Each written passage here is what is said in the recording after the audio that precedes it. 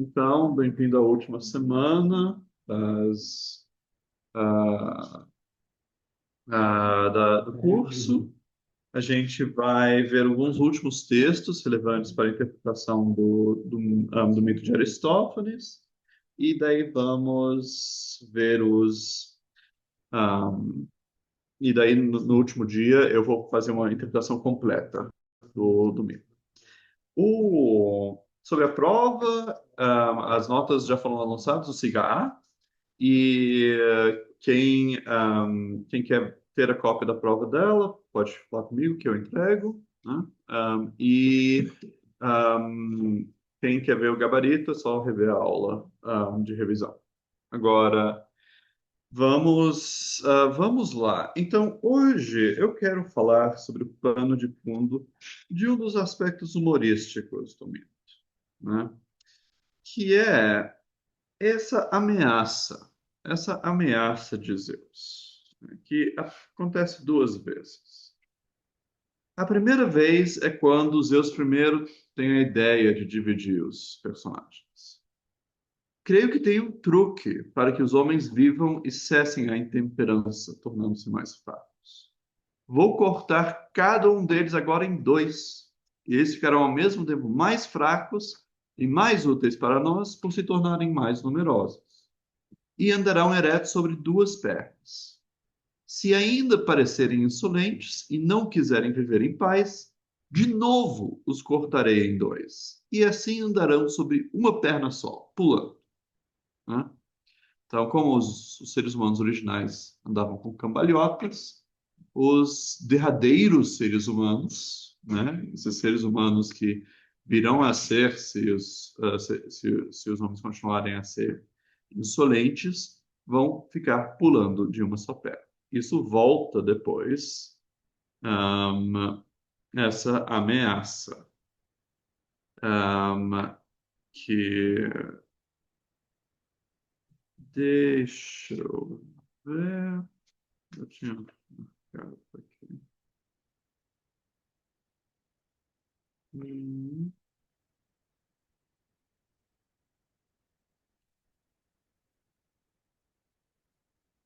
Não, eu perdi a passagem, mas enfim. Tem aqui, então, essa ameaça de que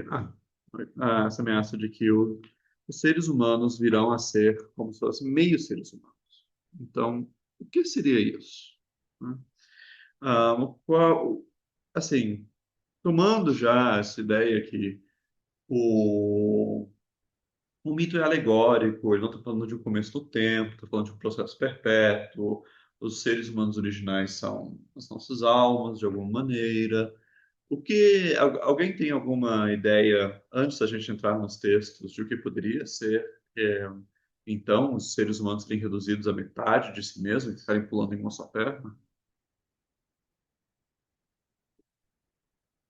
E daí terem um só olho e terem um só braço? Seria a origem do status enquanto humano, né? Ou então, bom, uma das coisas que a gente viu é essa relativização do divino em relação à nossa capacidade de dirigir as coisas, né? Uhum. Então, talvez poderia ser a perda dessa capacidade de pensamento, racionalidade. Pode ser isso, pode ser estar relacionado à perda da nossa capacidade de pensar, sim, aquilo que nos dá alguma coisa em comum com os deuses. Ah, alguém sabe onde se consegue ver uma pessoa que só tem um olho e um braço, uma perna? Nas gravuras egípcias? Nas gravuras egípcias, ou também numa urna grega, né, num vaso grego, em pinturas de modo geral, né? Vemos pessoas em perfil, e elas não terão dois braços e duas pernas e dois olhos. Então, é justamente isso. É sobre o Estatuto das Imagens e o que é ser reduzido a uma mera imagem de ser humano. Então, parece o que está Ameaçado aqui é a possibilidade dos seres humanos deles se degradarem, deles perderem a sua própria humanidade e virarem apenas uma cópia, né, do que são. Uma cópia, e seria então uma cópia de uma cópia, né? Porque já nosso estatuto aqui, no ser humano no corpo, ele é um ser humano original cortado, né? Então, já quando a alma entra no corpo, ela vira como se o corpo é como se fosse uma cópia da alma, e daí seriam pessoas que se reduzem apenas a cópias do corpo, né? Por isso, vamos ler dois textos primeiro da República, né? Em que o primeiro sobre a noção de um ser humano interior, né, o verdadeiro ser humano, e daí depois leremos outra crítica aos poetas, que justamente só produzem cópias de cópias, né? Mas vamos lá. Então, o primeiro é esse PDF intitulado República, Homem Interior, né? É da tradução do Carlos Alberto Nunes, que a gente tem usado. Isso aqui é o final do livro 9 da República, em que o Platão tem descrito a corrupção da cidade ideal, né? Como a cidade ideal, pela ignorância de seus governantes, acaba errando seus planos eugênicos, e daí ela se degrada numa aristocracia, daí uma timocracia, até acabar na tirania. Daí acaba com uma análise do personagem tirânico, e é aqui que a gente chega. Nessa parte que o Carlos Alberto separou como Romano 12. Muito bem, lhe falei. E uma vez que chegamos a esse ponto de nossa exposição, recapitulemos o quanto foi dito no começo e o que nos trouxe até aqui. Afirmamos então que a injustiça é de vantagem para o acelerado perfeito, contanto que passe por justo. Não era isso que diziam? Exatamente. Então, continuei, ajustemos contas com essa pessoa, visto já termos chegado a uma conclusão positiva acerca dos respectivos efeitos da conduta justa e da injusta. De que jeito? Perguntou. Então, e agora ele vai formar uma famosa imagem da alma do ser humano, que é o que nos interessa. Desde formemos em pensamento, até é evidente que é isso mesmo, né? Até 589b, que é o que a gente quer. Ahm, de início, pelo menos. Ahm, Iago e Natália, vocês podem ler essa passagem? Formemos em pensamento uma imagem da alma, para que o autor daquela afirmação compreenda todo o alcance de suas palavras. Que espécie de imagem? Como essas, de que trata a fábula, que a natureza gerou na antiguidade. Sila, Cérbero, a Quimera e tantos outros, é o que dizem, com diferentes naturezas num só corpo. Sim, disse isso mesmo. Sim. Modela agora, numa única forma, um monstro de vários corpos e cabeças, com uma coroa de cabeças de animais mansos e ferozes, e empresta-lhe a capacidade de tirar de si mesmo outras tantas formas, com desfazer-se das primeiras. Seria tarefa, disse, para um artista habilidoso. Mas como o pensamento é mais fácil de trabalhar do que a cera e outras matérias do mesmo gênero, está pronta a imagem. Modela agora mais duas imagens, a de um leão e depois a de um homem. Porém, é preciso que a primeira dessas três imagens seja muito maior do que as outras, e a segunda maior do que a terceira. Essa é mais fácil, disse. Por isso, já está feita. Reúne agora as três numa só, de forma que não façam mais do que um todo. Estão reunidas. Agora, reveste tudo isso de uma só forma exterior, ao humano, de modo que quem não puder vê-la por dentro e apenas perceba o involutório, julgue que se trata de um único ser, isto é, de um homem. Está revestido, disse. Procuremos, então, quem afirmou que para este homem é útil cometer injustiça e prejudicial ser justo.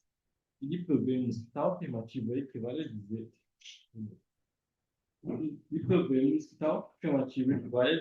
que lhe seria vantajoso alimentar e fortalecer aquela fera de mil formas e o leão com toda a sua companhia. Deixar morrer de fome nesse homem, de forma que este seja arrastado para onde quer que os dois o puxem. E em vez de organizá-los e habituá-los a viver juntos, permite que se mordam e se batam e reciprocamente se devorem. Foi exatamente o que afirmou, disse o autor da Elogio da Injustiça. E o contrário disso. Declarar que é vantajoso ser justo equivale a dizer que tudo o que fizermos ou falarmos deverá ter em mira permitir que o homem interior domine quanto possível o homem inteiro e a cuidar do monstro de uma cabeça na função do lavrador que alimenta e carrega as espécies mansas e impede de crescer a selvagem. Para educar o homem interior, alia-se a natureza do leão e cuida das outras partes em comum, de forma que todos se tornem amigos uns dos outros e também dele. É evidente que isso mesmo foi dito pelo defensor da justiça. Obrigado, Monteiro. Então, temos aqui uma imagem clássica da tripartição da alma.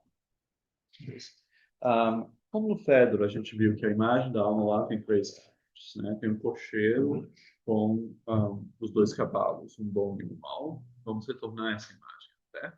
Aqui também na República, famosamente, a alma é dividida em três partes, né?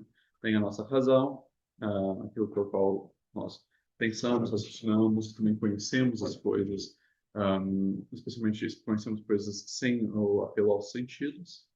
Temos também os nossos desejos, a parte apetitiva da alma, né? E tem o chamado thymos. Vocês vão encontrar traduções como a parte espirituosa da alma. Uma tradução possível são os brios, é a parte de nós que tem a ver com com a que a gente quer ter honras e quer ser respeitado, é a parte que fica irada com outras pessoas, né? Então, e é suscetível a ofensas. E assim, então, pode pensar nos brios. Há quem chame isso de os o narcisismo, né? Diz que o Platão está aqui falando dos mesmos fenômenos que, por exemplo, Freud falaria depois. Um, Agora, e aqui tem essas três, cada um dessas é comparado a um bicho, né? A um tipo de animal, né? A parte apetitosa lembra um pouco o nosso Fanes, né? O nosso Eros Protógonos, né? Modela agora, numa única forma, um monstro de vários corpos e cabeças, com uma coroa de cabeças de animais mansos e ferozes. Empresta-lhe a capacidade de tirar de si mesmo outras tantas formas como desfazer-se das primeiras. Seria tarefa, disse, para um artista habilidoso. E, de fato, é uma tarefa para o artista mais habilidoso, uma tarefa para o demiurgo. Porque o que é o mundo, se não um monstro com vários corpos e cabeças, com uma coroa de cabeças de animais mansos e ferozes, e que tira de si mesmo outras tantas formas, como se desfaz das primeiras, né?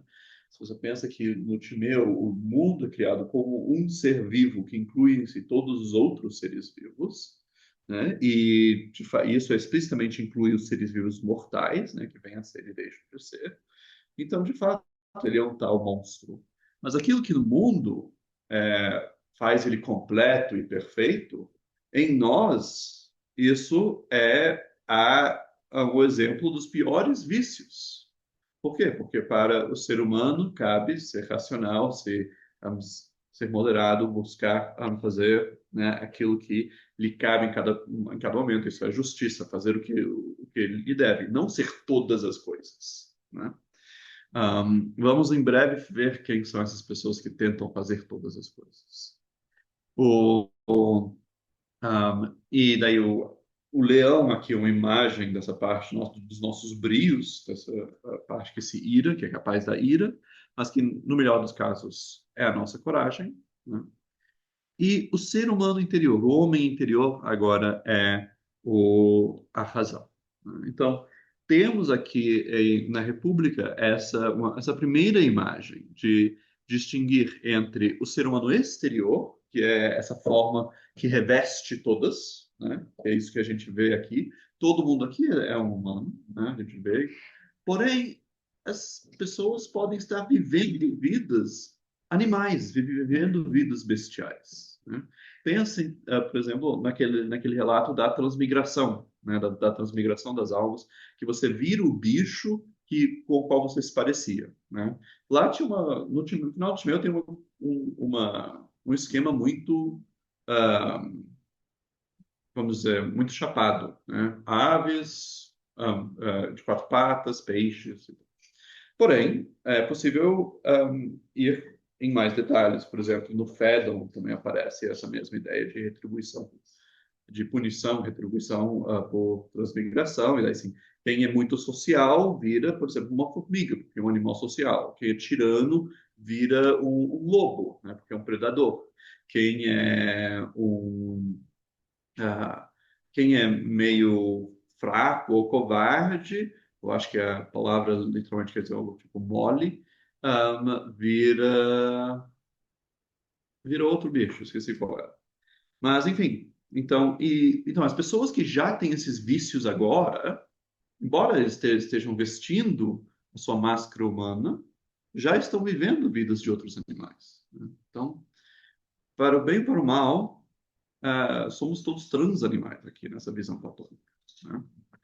Um, e, ah, e dentro de nós temos esse homem interior, que seria a nossa razão. E a gente só é realmente um ser humano, e não estamos apenas fingindo ser um ser humano, quando a gente age de acordo com essa razão. Então, essa passagem da República. Vamos pular agora uma partezinha que ele discute, ele termina a discussão sobre a felicidade do tirano, ou na realidade a infelicidade do tirano, né? Que mesmo, então, assim, tudo isso, toda essa investigação da alma é para argumentar que mesmo se o tirano consegue fazer as maiores canalices e não ser pego, ele será mais infeliz que uma pessoa justa que só. Vamos passar para o próximo texto, que é o começo da República 10, né? Então, isso aqui são poucas páginas depois, e começa em 595A. Tudo bem? Alguma pergunta ou observação sobre essa primeira passagem? Não. Para as pessoas que chegaram tarde, que talvez estejam ansiosas para saber da prova, eu já lancei as notas no CIGA e quando a gente parar, eu entrego as suas provas para vocês. Por favor. No texto você mencionou desse monstro agora, que vai ser evitado, e aí você já falou diretamente com o Oswald Timeu. Tipo, realmente é muito relacionado com ele, mas tipo, ainda continua distante dos monstros do Aristófanes. Eu tenho essa impressão tipo, de que tem, sabe, por que um salto muito alto? Ah, não. Estamos longe dos caras de Aristóteles, certamente. O meu ponto aqui é que estamos apenas falando é, estabelecendo essa distinção que ele tem entre o homem interior e o homem exterior, tá? Que isso é uma coisa que então tem essa ideia de que a, você pode ser, vamos dizer, apenas uma cópia de um ser humano, se você não age racionalmente. E isso parece ser o que é ameaçado. Sim, para quem descreveu depois. O que está nos interessando aqui no mito de Aristófanes é a ameaça de cortar as pessoas em dois uma outra vez.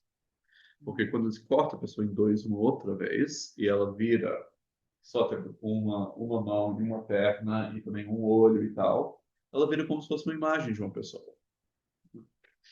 E é essa a interpretação que eu estou tentando sugerir de o que seria essa ameaça. E por isso que me interessa essa ideia de que há uma distinção entre na República entre o homem interior e o homem exterior. Mais alguma coisa? Vamos então para esse novo texto, começo da República, famosa passagem em que sobre a expulsão dos poetas, né? Essa aqui é um pouco mais longa, e introduz um problema de princípio com a poesia, com a arte imitativa, né? Que não é aquela coisa de conteúdo, né? Que eles representam os deuses mal, né? É um problema com mesmo a ideia das pessoas quererem imitar coisas. Essa tem mais partes, vamos passo a passo. Priscila? Priscila e Thiago, vocês querem ler essa primeira parte, Romano 1? O certo lhe falei é que também, sob muitos aspectos, a cidade por nós fundada é a melhor possível. O que afirmo com vistas, principalmente ao que dissemos a respeito da poesia. Foi, perguntou. Não aceitar de maneira alguma quanto nela for imitação, o que se nos tornou mais do que manifesto, quero crer, depois que distinguimos as diferentes faculdades da alma. Como assim? Para falar-vos a puridade, pois de certo não ireis denunciar-me, aos poetas trágicos e aos demais cultivadores da poesia imitativa.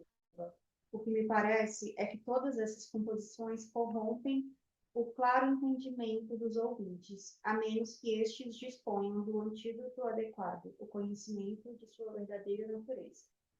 Quero te ver com isso. Vou explicar-vos.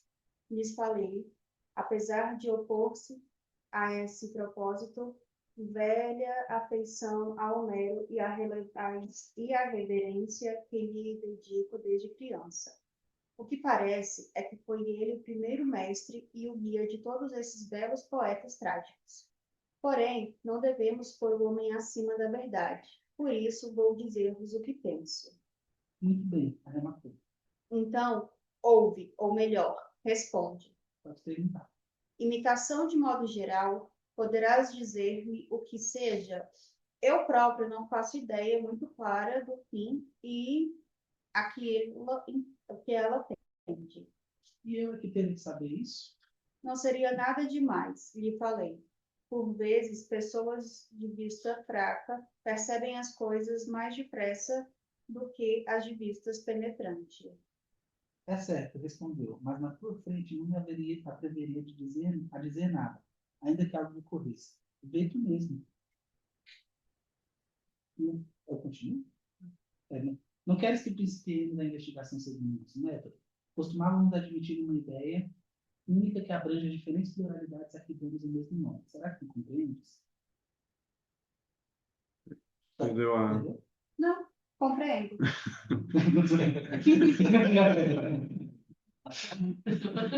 Pode continuar. Então, tomemos dessas pluralidades a que quiseres. A seguinte, por exemplo, se estiverem de acordo. Leitos há muitos que também neles. Como não? Porém, para todos esses modos, só há duas ideias. A ideia de leito e a ideia de mesa. Certo. Costumamos, também, dizer que os obreiros desses modos têm em mira a ideia segundo a qual um deles aponta leitos e outros as mesas de que nos servimos. E assim para tudo mais. Porém, a ideia em si mesma, o obreiro não fabrica. Como colher? Não há jeito. E agora, dás também o nome de mestre ao seguinte artesão? Qual? O que pode fazer tudo quanto faz particularmente cada obreiro? Falas de um homem extraordinário e miraculoso? Ainda é cedo. Daqui a pouco dirás que ele é muito maior, pois esse mesmo obreiro não é apenas capaz de aprontar todos os modos, que faz tudo o que nasce da terra, da forma a todos os seres vivos, a ele próprio e ao que mais houver, além de ser o autor da terra, do céu e dos deuses, e de quanto existe no céu e embaixo da terra no ápice. Refere-te a um sofista admirável, me falou. Não acreditas? Perguntei. Então, me diz. Achas mesmo que não pode haver um artista nessas condições? Em que circunstâncias tudo isso poderia ser fabricado e em quais não poderia? Não percebes que tu próprio, de certo modo, serias capaz de criar tudo isso? De que jeito? Perguntou. Não é difícil, sabe?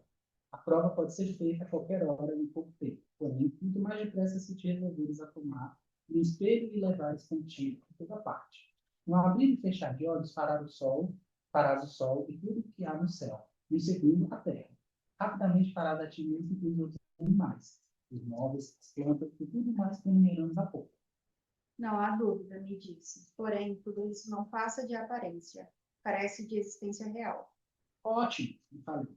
Bateste no que eu queria, mas entre esses obreiros, quero crer, há de estar também incluído Thor. Como não? Porém, de certo dirás, segundo creio, ele não faz de verdade tudo que faz. Mas, de certo modo, também faz algumas coisas, ou não fará. Sim, falou. Um leito aparente, ele também. Obrigado. Até aí. Então, aqui ele vai chegar na crítica a essa arte imitativa, mas ele já começou, né? Então, ele já começou com introduzindo de novo esse tema dos vários níveis da realidade. Então, temos as meras, os reflexos ou aparências, né? Se vocês lembram, ela estava lá na parte mais inferior da linha, né? Depois existem as coisas que percebemos, as coisas naturais, né? O sol e tudo que é no céu, e os animais, e também as camas e as mesas, né? E, porém, cada gênero dessas coisas conforma a uma ideia, ele tem, ou a um aspecto, né? Uma forma, né? Então, ele introduziu esses três ah, coisas de novo, esses três passos, ah, níveis de realidade, e também distinguiu aqui dois tipos, vamos dizer, de atividade criativa. Tem atividade criativa que age no nível das coisas perceptíveis e que produz outras coisas perceptíveis, né? Então, produz campos e tal, por exemplo, marceneiro. E esse marceneiro, ele, assim, uma palavra, né, para o obreiro, né, demiurgo, né? Demiurgo quer dizer artesão. E aqui ele trabalha como o demiurgo que faz o cosmos, né? E os obreiros desses móveis têm em mira a ideia segundo a qual um deles apronta leitos e outras mesas, de que não servimos, e assim para tudo mais. Então, esse tem um paradigma, tem aquele modelinho. Da mesma maneira que o demiurgo tem um modelo quando ele faz o mundo todo. Um, só que ele vai introduzir isso, mas o Demiurgo ele faz o mundo todo de verdade, né? Ele realmente faz o mundo todo. Enquanto que os artistas, né, os pintores, eles produzem tudo, mas só produzem reflexos disso, né? Como se produziria se você pegasse, né, bem, você pega todo mundo agora anda com um espelho com o qual faz imagens de tudo, né? E publica e compartilha essas imagens. Um, a gente não tá lendo isso, mas isso também está remetendo à famosa alegoria da caverna, né? Em que temos também uma ideia que os seres humanos, na maior parte do tempo, eles se conversam e se tem a ver com o que seriam sombras projetadas numa parede, né? Então, eles têm a ver com realmente os reflexos e nem mesmo engajam com as coisas realmente existentes, físicas. Então, eles têm essa imagem de que os seres humanos estariam como se fossem acorrentados, olhando para o fundo de uma caverna, tem uma luz de trás deles, e vem um jogo de sombras, né? É disso que eles ficam falando. E eles se identificam com a sombra deles lá, né? Eles acham que eles estão falando com a sombra de um do outro e tal. Até que vem uma pessoa, né, e arranca ele, força eles a saírem de lá. Primeiro vira e a pessoa vê que tem no fundo da caverna um fogo e pessoas carregando objetos de trás de uma parede que projetam suas sombras. E daí ele tira essa pessoa, então, e daí isso já Platão diz, já é uma percepção mais verdadeira. Mas depois ele tira as pessoas para de fora da caverna, e daí ela vê, né, o mundo natural e começa a ver, mas a luz do sol é muito forte para ela, né? Então ela começa olhando o reflexo do sol e das coisas na água lá, olhando as coisas de noite, até ela conseguir ver o sol, que seria comparável a conhecimento do bem. Um, o, Pode puxar uma cadeira. Ahn, então, essa é a alegoria. Então, isso também está no plano de fundo dessa passagem. Então, as pessoas têm a ver não realmente com o que as coisas realmente são, mas o que os poetas e os pintores estão descrevendo delas. O Agora vamos continuar e ver como ele constrói aqui uma crítica aos pintores e aos artistas imitativos no Romano 2. Eu preciso de um par ah, de voluntários para ler. Stephanie e Roberto, vocês querem ler? E o carpinteiro? Marcos agora mesmo que ele não constrói a ideia de sendo seu leito, mas apenas um determinado leito? Diz realmente. Ora, se ele não faz o que é, não poderá fazer o que tem existência real, senão apenas o que parece existir, sem de fato existir? E se alguém se abalasse a afirmar que o trabalho do carpinteiro ou de qualquer outro artesão tem existência, de maravilha estaria falando verdade? Sem dúvida, respondeu. Pelo menos de acordo com o modo de pensar dos que se ocupam com essas questões. Não é por consequente que de admirar que sua obra se torne obscura em confronto com a verdade? Não, realmente. E não queres, daqui? Sim, eu E continuo. não queres, TNT, estudar comigo esses casos para procurarmos o imitador e dizer em que consiste a imitação? Se isso for do teu agrado, respondeu. Assim, tais leitos se nos apresentam sob três formas. Uma que se encontra na natureza, obra de segundo penso, de Deus. De quem mais poderia ser? E ninguém creio. Outra feita pelo carpinteiro. Perfeitamente. E a outra mais, a do pintor. Não é isso mesmo? Seja, Logo, pintor, carpinteiro, Deus. Aí temos os três mestres das três espécies de leito. sim, 3. Deus, por consequente, ou fosse por não querer, ou porque alguma necessidade o compelisse a não criar mais do que um leito na natureza. Fez este único que é o leito essencial.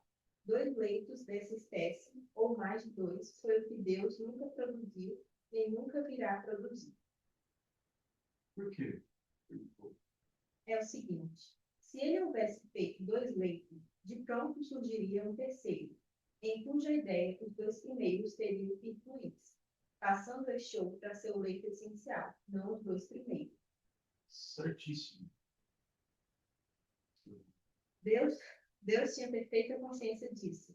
É o que eu penso, desejando ser o verdadeiro criador do verdadeiro leito, não de um determinado leito, e principalmente, não por querer ser carpinteiro, criou a ideia única do leito. Evidente. Aceitas que o distinguemos pelo nome de criador ou coisa parecida? Fora justo, observou, por haver originalmente criado isso com tudo mais. E o carpinteiro? Dar-lhe-emos o nome de fabricante do leito? Sem dúvida. Bem, e o pintor? Será também obreiro e fabricante desse mesmo objeto? De forma alguma. Então, como designarás sua relação com o leito? Quer parecer-me, disse, que a designação mais acertada seria a de imitador daquilo que os outros são os obreiros. Que seja, lhe disse, dás assim o nome de imitador ao que produz o que se acha 3 pontos afastados da natureza. Perfeitamente, respondeu. Ora, exatamente como ele, encontra-se o poeta trágico, por estar como imitador 3 graus abaixo do rei e da verdade, o que, aliás, se dá com todos os imitadores. É possível, respondeu. Ora bem, a respeito do imitador, já nos deparamos de acordo. Porém, quanto ao pintor, responde mais a seguinte pergunta: é de parecer que o que ele se propõe a imitar é aquele conceito único da natureza ou as obras dos artistas? As obras dos artistas, respondeu. Como realmente são ou como parecem ser? Terás que esclarecer esse ponto. O que quer dizer com isso? É o seguinte: um leito, quando contempla de lado ou de frente, ou como quer que seja, ficará diferente de si mesmo, ou não difere nada, parecendo apenas que difere. E como tudo, o que mais da mesma forma. Isso mesmo respondeu. Parece diferir, porém de fato não difere. Considere agora o seguinte: a que fim se propõe o pintor em cada caso particular? Imitar as coisas como são em si mesmas, ou sua aparência? O que se lhe afigura? Trata-se de imitação da aparência ou da realidade? Da aparência. Logo, a arte de imitar está muito afastada da verdade, sendo que por isso mesmo dá a impressão de poder fazer tudo, por só atingir parte mínima de cada coisa, simples, simulado. O pintor, digamos, é capaz de pintar um sapateiro, um carpinteiro ou qualquer outro artesão, sem conhecer absolutamente nada das perspectivas profissionais. No entanto, se for bom pintor, com o retrato de um carpinteiro, mostrado de longe, conseguirá enganar pelo menos crianças ou pessoas simples e levá-las a imaginar que se trata de um carpinteiro de verdade. Como não? Mas, a meu ver, amigo, o que devemos pensar dessa gente é o seguinte: quando alguém nos anuncia que encontrou um indivíduo conhecedor de todas as profissões e de tudo que se pode saber, e isso com a proficiência dos maiores especialistas, seremos levados a suspeitar que falamos com um tipo ingênuo e vítima, sem dúvida, de algum charlatão imitador, e que se o tomou por sábio universal foi apenas pelo fato de ser incapaz de fazer a distinção entre o conhecimento, a ignorância e a imitação. Certo. Até aí, obrigado. Ahm, e claro, estamos hoje em dia tendo essa mesma pergunta, né? É a gente que vem, a gente que, né, que está nos enunciando, que encontrou um indivíduo conhecedor de todas as profissões e de tudo que se pode saber. E isso com a proficiência dos maiores especialistas, nível de doutorado, dizem. E, e por isso, muitas pessoas são levadas a suspeitar que se trata de um tipo ingênuo e vítima de charlatões. Mas, para nós, o que nos interessa não é a discussão sobre inteligência artificial, mas sim o mito de Aristóteles. E então, se os para Platão, aqui ele introduz a crítica, né, à arte imitativa de modo geral, né? Não é sobre o conteúdo dela, né? Que é que quando você vê uma imitação, vamos dizer, uma pintura, mas mesmo que isso não seja uma pintura, né? Então você vê uma obra trágica, né? Você vê uma tragédia encenada. E isso aqui é algo importante, né? A tragédia é imitativa nesse sentido que as pessoas falam as falas dos personagens, não é uma narração, né? Esse é o contraste que tem aqui, é um contraste importante. Então, por exemplo, Homero é uma narração, né? Uma narração, e de vez em quando ele inclui discursos, mas outros sócios diz, fulano falou isso, ou ele também narra batalhas, narra coisas que estão acontecendo, né? Então, não é em sentido estrito algo imitativo. E ele diz, então, que esse está a três passos da natureza ou da verdade, né? Tem uma coisa curiosa aqui, porque nós teríamos, vamos dizer, a tendência a rapidamente identificar talvez esse Deus aqui, né? Que, assim, nessa tradução está simplesmente um Deus com D maiúsculo, mas o mais correto seria simplesmente ser um Deus, né? Porque só não é o Theos, né? Não é o Deus. Em grego é apenas indefinido, Deus, e daí quer dizer um Deus. Um, e, então, tem isso. E também, quando ele diz, tipo, pintor, carpinteiro, Deus, ele está listando três tipos de coisa. Né? Então, tem a, a pintores, a carpinteiros, a Deus. Os três mestres, quando diz os três mestres das três espécies de leito, são os três espécies de mestre. Ele não está falando de como se houvesse só um pintor ou só um carpinteiro. Também não está falando que tem só um Deus aqui. Mas ele frisa que esse Deus, ele é o que faz, de alguma maneira, o leito, né? Então, aqui a ideia de leito, ou né, a forma, o leito essencial, ele também chama aqui. Então, tem uma certa distância do nosso demiurgo, Timeu, que faz o mundo, né? Ele não produz o modelo do mundo, mas ele faz o mundo. Tem jeito, se alguém quiser reunir as duas figuras, é capaz, dizendo de. Bem, ele está falando aqui explicitamente de objetos técnicos, né? Leitos, mesas e tal.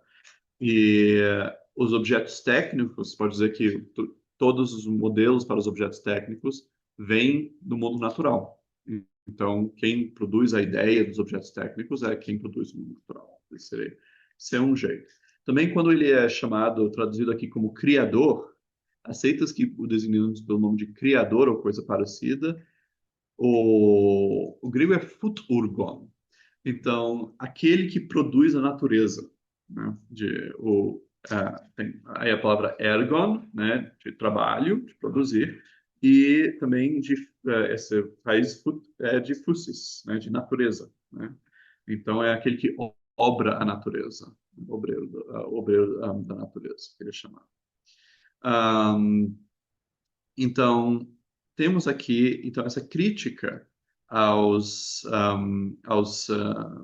três, bem, ao poeta por ser a pessoa a três passos da verdade. E então, com isso eu quero voltar ao mito, que nós tivemos aqui.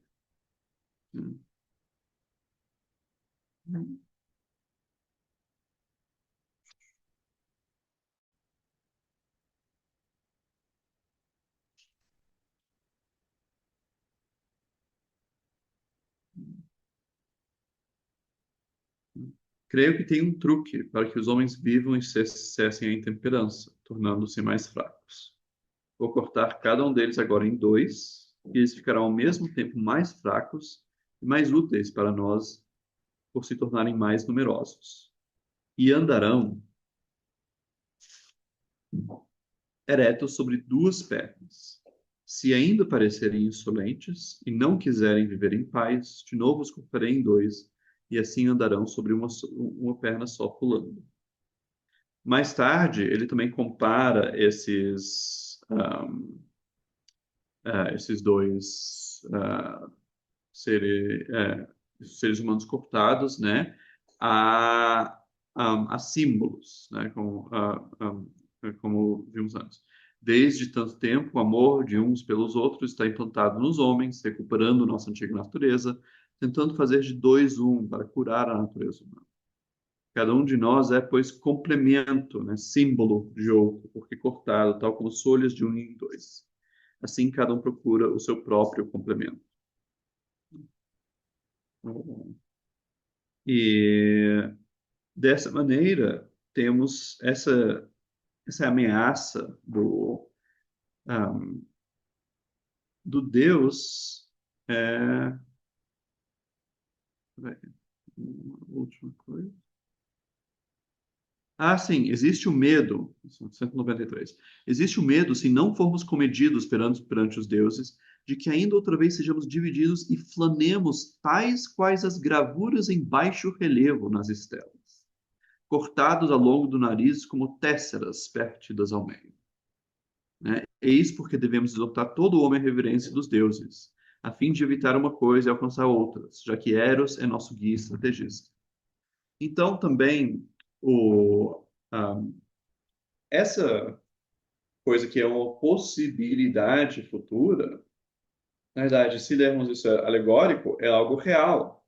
É um fato que muitas pessoas vivem uma vida de aparências. Muitas pessoas vivem, né, não segundo o ser humano interior, mas segundo o ser humano exterior, né? Como eles né, não lidam com a realidade, apenas com as imagens que se tem dela, né? Seguindo o, o guiamento dos poetas trágicos e pintores e outros. E dessa maneira eles são, ah, né, eles já sofrem, vamos dizer, a punição divina por isso. Eles são menos seres humanos, eles não são realmente humanos por isso. E o amor, daí, seria aquilo que nos leva de volta para a nossa alma, para querer ou sermos realmente seres humanos completos. Agora a gente vai ver no primeiro Alcibiades um exemplo desse tipo de amor. Um exemplo de como Sócrates é o verdadeiro amante e como ele leva Alcibiades ao seu verdadeiro si, né? E o tira das aparências. Pelo menos Sócrates tentou, né? Alcibiades, famosamente, não foi boa pessoa e a educação que ele teve de Sócrates não teve lá um muito bom efeito, se teve algum efeito. Ah, foi um general famosíssimo na época, ele traiu Atenas por Esparta, daí traiu Esparta por Atenas, assim, enfim, se escrevia muito a seu respeito. Mas antes de passarmos, vamos fazer uma pausa, tá? E daí eu vou aproveitar a pausa para distribuir as palavras para as pessoas. Oh, tem alguma pergunta? Então, isso do quê? É o mesmo Alcibiades, mesmo cara. Isso. Bom, vamos pausar para. Tá. Até. Eu vou distribuir.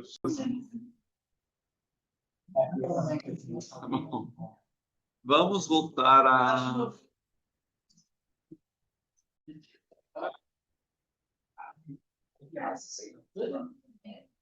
Ó filho de Clínias, deves estar admirado de que, tendo sido eu o primeiro a te amar, seja o único que não te abandonasse, quando todos se afastaram, apesar de não te haver dirigido a palavra, durante tantos anos em que a turba te importunava com suas atenções. Não foi humana a razão desse meu proceder, mas impedimento divino, de cuja natureza oportunamente te falarei. E hoje que tal impedimento cessou, aproximo-te de ti com a esperança de que daqui por diante não mais se manifeste. Durante todo esse tempo observei como te comportavas com relação aos teus amigos. Por mais numerosos e altivos que fossem, não houve um só que não saísse corrido pelo teu desdém. Vou explicar-te a razão de ser de teu orgulho. Estás convencido de que não necessitas de ninguém para nada, pois tendo tudo com larga margem de sobra, de nada virás a precisar, a começar pelo corpo e a acabar pela alma.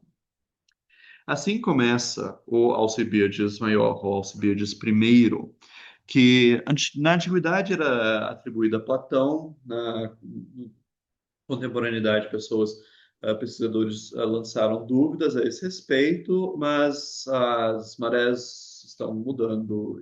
E minha impressão é que mais e mais pessoas acham que assim, a posição que precisa ser defendida não é que é autêntico, mas que é espúrio. Um, e esse é um diálogo sobre o autoconhecimento. Quando os antigos platônicos tardios, que a partir do filósofo iâmbrico montaram um currículo dos diálogos platônicos, eles colocavam Alcibiades primeiro como o primeiro diálogo a ser lido, porque ele trata do autoconhecimento. E para você começar a conhecer qualquer coisa, você primeiro tem que conhecer a si mesmo. E Sócrates aqui se apresenta como um verdadeiro amante de, uh, de Alcibiades, né? E então, Alcibiades, ele, né, um jovem com viria a ter uma carreira militar muito exitosa, mas ele também era de boa família e tudo. Isso é antes dele entrar para a política, que isso acontece. E ele naturalmente tinha vários homens mais velhos que o queriam como seu amado. E, porém, ele se achava muito, né? Porque ele era ateniense, porque ele teve, né, era um tutor muito influente, porque ele era rico e tudo, porque ele era bonito e alto. Sócrates fala de todas as razões pelas quais ele. Chorava muito. É, Ele entrou na política, ele era de boa família, ele entrou na política e foi representado. Não. Você falou assim, ele, antes de entrar para a política, ele era de boa família. não, assim, não, eu estou dizendo que isso acontece quando ele é jovem ainda, antes dele ter. Ele parece Não, perdido. não, assim, depois ele se torna uma pessoa ínfame, porque ele é um general muito inteligente, mas muito sacana, né, basicamente. Ah, famosamente, tem uma decisão de. Eu esqueço os detalhes agora, mas eles venceram uma batalha à custa de abandonar os corpos de marinheiros em alto mar. E isso não se fazia. É poluição, é convida retribuição divina você não sepultar as pessoas direito. E daí ele foi condenado. E daí ele escapa e se alia ao outro lado.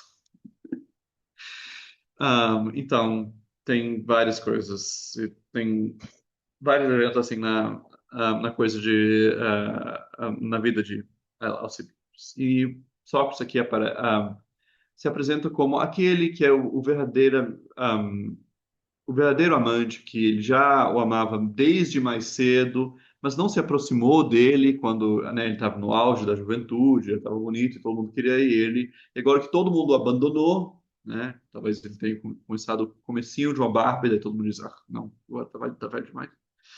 E daí daí chega o Sócrates, diz agora o Daimon, né, meu espírito guia, ele não me proíbe mais de falar contigo. Agora eu posso falar contigo. Ahm, e está aqui então um dos temas desse diálogo é sobre como né, Sócrates, então, é aquele que amava Alcebiades por quem ele era, vamos dizer, pela sua alma e por o que ela podia ser, e não pelo seu corpo, as coisas que ele tinha a oferecer e tal. Basicamente, começa com Sócrates elogiando o Alcibiades e falando, bem, eu sei que você tem esses planos políticos, né? Ele queria alcançar um cargo político de Atenas, daí diz, bem, mas se você quer governar outras pessoas, você precisa primeiro governar a si mesmo, né?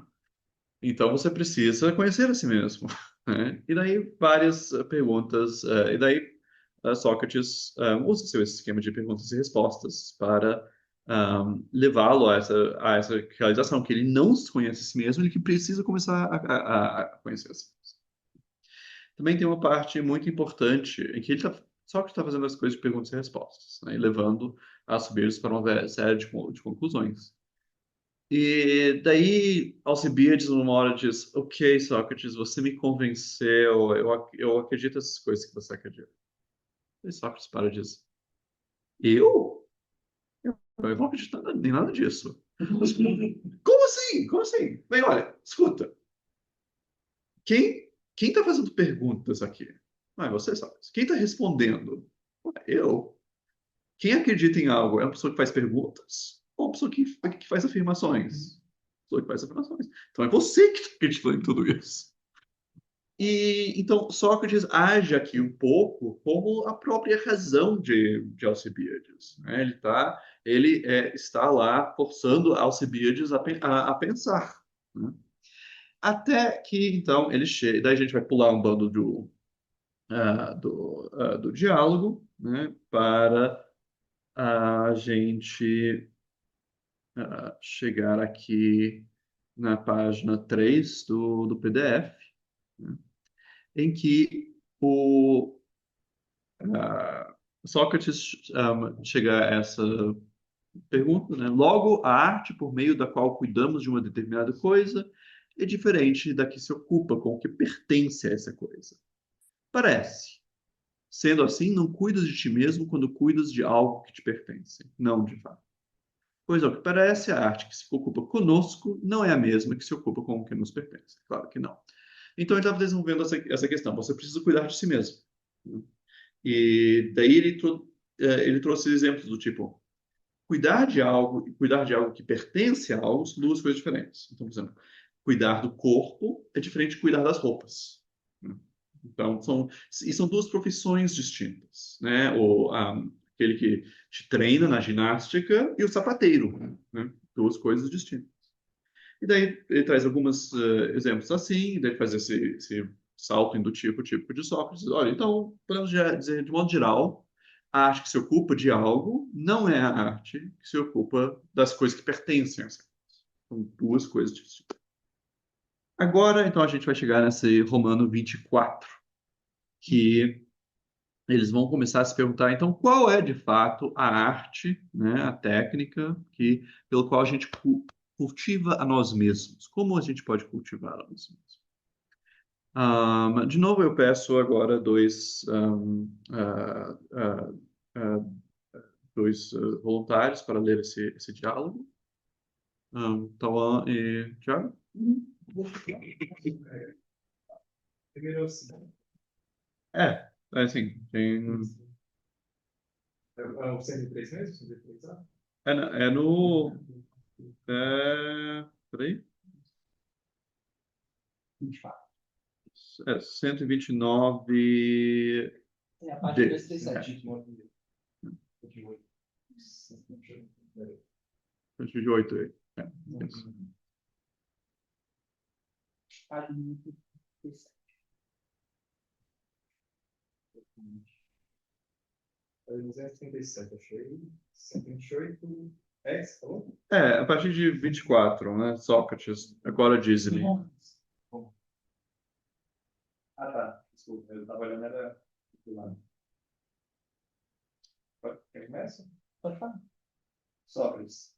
Agora diz-me, por meio de que arte poderemos cuidar daquilo que nos diz respeito? Não saberei dizer. Num ponto, pelo menos, já ficamos de acordo. Não é arte por meio da qual deixamos melhor qualquer coisa que nos pertence, mas que nos deixa melhores a nós mesmos. É certo. Poderemos saber que a arte deixa melhores os calçados, se não soubéssemos o que é calçado? Impossível. Nem a que deixa melhores os anéis, se não conhecêssemos anéis? Sem dúvida. E então, poderemos conhecer a arte que nos deixa melhores, se não soubéssemos quem somos? Impossível. Será porventura fácil conhecer a si mesmo? Devemos ser considerados com poucos cabedais o autor daquela sentença do templo de Pico. Ou, pelo contrário, tarefa por demais difícil, que só está ao alcance de pouca gente? Por vezes, Sócrates, quer parecer que está ao alcance de qualquer pessoa. De outras vezes, a figura se por demais difícil. Quer seja coisa fácil, quer difícil, Alcibiades. O que é certo é que, conhecendo-nos, ficaremos em condições de saber como cuidar de nós mesmos, o que não poderemos saber se nos desconhecermos. É muito certo. Então, diz-me, de que modo será possível descobrir a essência íntima do ser? Com esse conhecimento, saberemos o que somos, o que sem ele não será possível. Temos razão. Escuta, por Zeus, com quem conversas nesse momento, não é contigo? É Sócrates quem fala? Perfeitamente. E Alcibiades, escuta? Sim. E para a conversa, Sócrates se vale da palavra? É evidente. Logo, considera a mesma conversa e fazer uso da palavra? Perfeitamente. Não difere que usa alguma coisa da coisa por ele usada? Quero dizer com isso? O sapateiro trabalha o couro com trinchete, sovela e outros instrumentos. É certo. São, portanto, distintos a pessoa que corta e o instrumento que serve para cortar? Como não? E não se dá o mesmo instrumento do citaredo e o próprio citaredo? Sim. Pois foi assim que eu perguntei há pouco. Se não consideras diferentes a pessoa que usa uma coisa e coisa por ele usada? Considero. E que diremos do sapateiro? Ele corta o couro só com seus instrumentos ou também com as mãos? As mãos também. Ele usa, portanto, as mãos? Usa E não usa também os olhos para cortar? também. E já que nós entendemos que há diferença entre pessoa que usa uma coisa e a coisa por ela usada, Assentamos. logo, o sapateiro e o citareiro diferem das mãos e dos olhos de que se servem. Parece que sim. Não usa o homem todo o seu corpo? Perfeitamente. Por conseguinte, uma coisa é o homem e outra seu próprio corpo. Parece que sim. E é, então, o homem? Não sei o que dizer. Pelo menos sabes que é o que se serve do corpo. Sei. E o que mais pode servir-se do corpo? E se não com a alma? Nada. E a alma comanda? Sim. A outra proposição, ainda sobre a qual não pode haver divergência. Qual é? O homem só pode ser uma das três coisas: Quais são? alma, corpo ou ambos num só todo. É certo. E não acabamos de concordar que quem comanda o corpo é o homem? Acabamos. Será que é o corpo que dá ordem a si mesmo? De forma alguma. Dissemos que ele é governado. Sim. Então o que procuramos não é o corpo? Parece que não. Será porventura o conjunto dos dois que governa o corpo e que viria a ser o homem? Pode ser que sim. De jeito nenhum. Se uma das partes não governa a outra, não há possibilidade de vir a fazer a reunião das duas. É muito certo. Sendo assim, uma vez que o homem não é nem o corpo, nem o conjunto dos dois, só resta, quero crer, ou aceitar que o homem é nada, ou, no caso de ser alguma coisa, terá de ser forçosamente alma. É muito certo. Haverá necessidade de demonstrar por maneira mais clara que o homem é alma, Não, por Zeus. A argumentação me parece suficiente. mesmo que não seja exata, sendo suficiente, é quanto nos basta. Maior precisão alcançaremos quando houvermos encontrado que deixarmos provisoriamente de lado, para não sobrecarregar a investigação. De que se trata? O de que falamos há pouco, que primeiro precisaremos procurar saber o que seja, o que ser em si. Mas em vez de ser em si mesmo, procuramos a natureza de cada ser em particular, o que talvez seja bastante, pois de certo é a alma a parte mais importante de nós mesmos. É fato. Devemos admitir, portanto, que quando conversamos a sós, eu e tu, e trocamos ideias, são duas almas que conversam? Perfeitamente. Foi justamente isso que dissemos há pouco. Quando Sócrates conversa com Alcibiades e troca ideias com ele, não é o teu rosto, por assim dizer, que ele se dirige, mas ao Alcibiades real, que é, antes de tudo, a alma. É certo. É a alma, portanto, que nos recomenda conhecer quem nos apresenta o preceito. Conhecer-te a ti mesmo. Parece. Por isso, quem conhece alguma parte do próprio corpo só conhece a alma de si mesmo, porém não se conhece. É certo. Ninguém, portanto, como médico, conhece a si mesmo. Como não se conhece Edótripa, quanto o professor de ginástica. É isso mesmo. Muito mais longe ainda de conhecerem-se estão os lavradores e os demais artífices. Se desconhecem até mesmo que se relacionam com as respectivas profissões, mas distanciados se encontram de se conhecerem. Só têm conhecimento do que se refere ao tratamento do corpo. Falas com acerto. Ora, se a sabedoria consiste em conhecer-se a si mesmo, nenhum dos mencionados é sábio por efeito da própria profissão. Não é, de fato. Essa a razão de serem consideradas vulgares as mencionadas profissões e impróprias de homem de prol. É muito certo. Novamente, quem cuida do corpo não cuida de si mesmo, mas apenas dos que lhe pertencem. É o que parece. Porém, o que cuida de sua fortuna, nem cuida de si mesmo, nem do que lhe pertence. Encontra-se mais afastado, ainda do que lhe diz respeito. É como eu penso. Sendo assim, o banqueiro não cuida do que lhe diz respeito. É certo. Logo, se alguém se mostra apaixonado no corpo de Alcibiades, não é Alcibiades que ele ama, porém algo que pertence a Alcibiades. Dizes a verdade. Só te ama quem amar tua alma. É o que necessariamente se conclui de toda a tua exposição.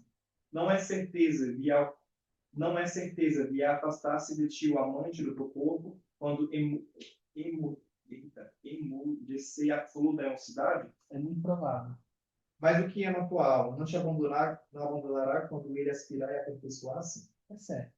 Ora bem, eu sou o que não te abandono, porém continuarei ao teu lado, quando todos se afastarem de ti, depois de vir a perder o vício à mocidade. Fazes bem, Sócrates. Espero que não me abandones. Então esforça-te para tornares cada vez mais bela. E esforçado. No que diz respeito, o fato é que nunca existiu, ao que parece, senão um único apaixonado de Alcibiades. filho de Clínias, e é seu muito amado Sócrates, filho de Sofronisto e Penarete. É verdade. Não declarastes que eu não te houver antecipado.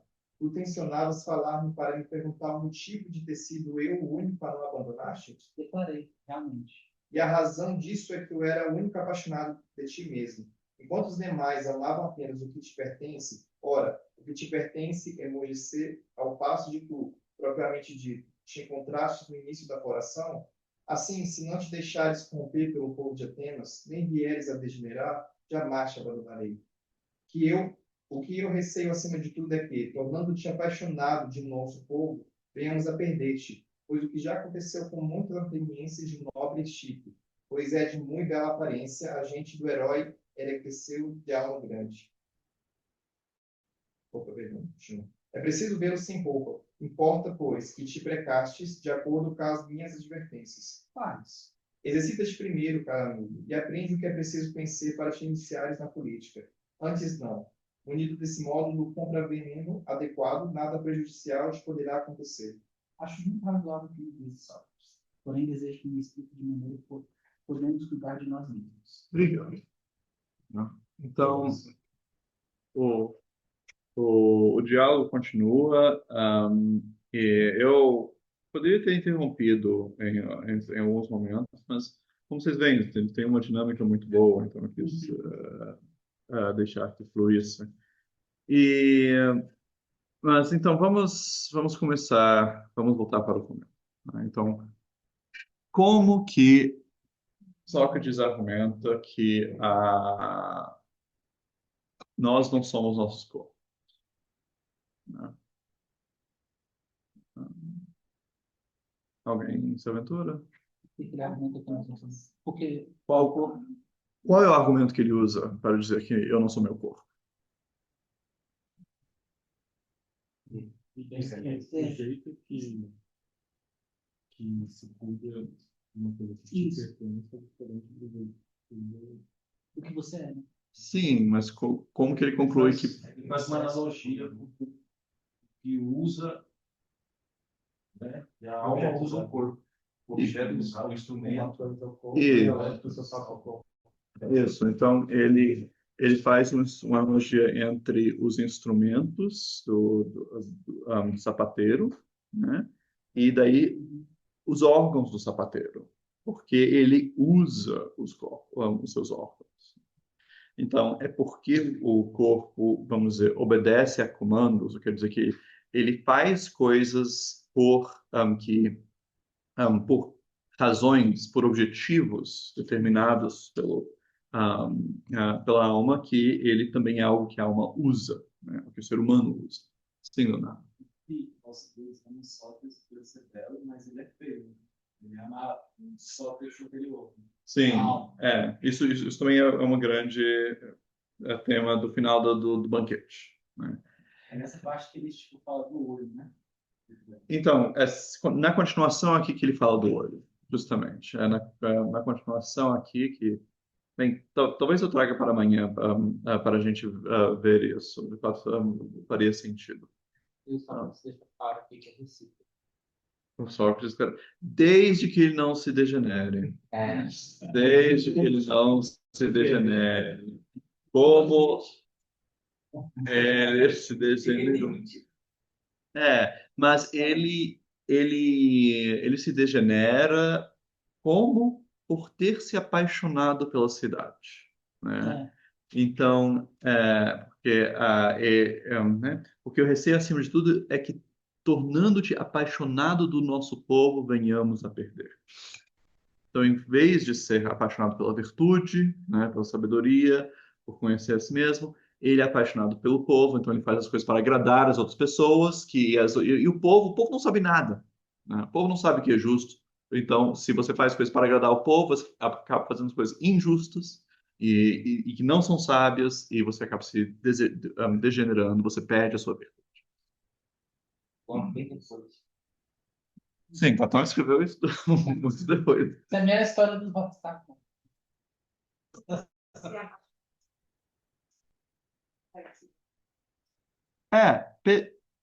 Porque as pessoas, porque os muitos, como diz Platão, né, a expressão que ele tem para o povo, hoi polloi, os muitos, né, eles não sabem o que é justo ou injusto. Então, eles só sabem aparências do que é injusto e injusto. Eles são pessoas cortadas ao meio, eles estão pulando. Sim, faz uma visão antidemocrática. Sim. Eu vou manter as minhas opiniões sobre democracia.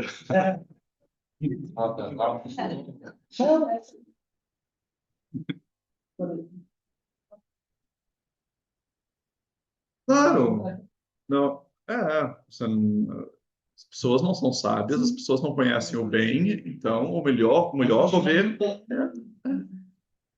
é, Quando ele fala de almas, tem a alma de ouro, não, embora isso, o ideal seria um único líder e fosse justo tudo.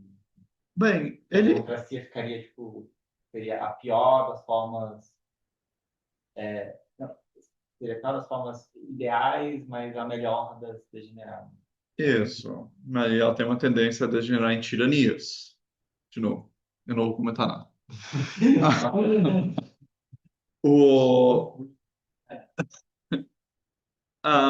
mas, enfim, o que nos interessa, então, então, essa distinção entre o que é, então, o cerne do ser humano, o que realmente é o ser humano, né? Esse argumento de que, então, o que realmente é o ser humano é a sua alma, né? Então, isso que isso dá justiça à expressão o ser humano interior, né?